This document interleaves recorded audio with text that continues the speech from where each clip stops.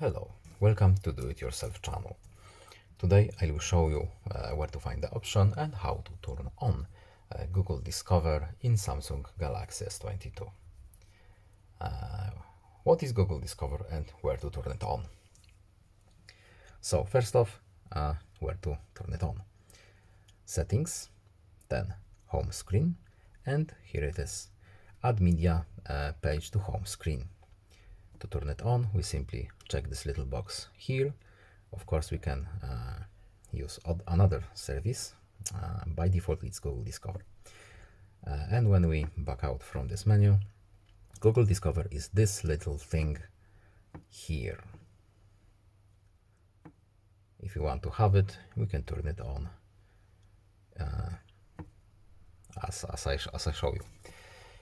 And that's it. I hope this video was helpful to you. Please leave a like and subscribe. Have a nice day and see you in the next video. Bye.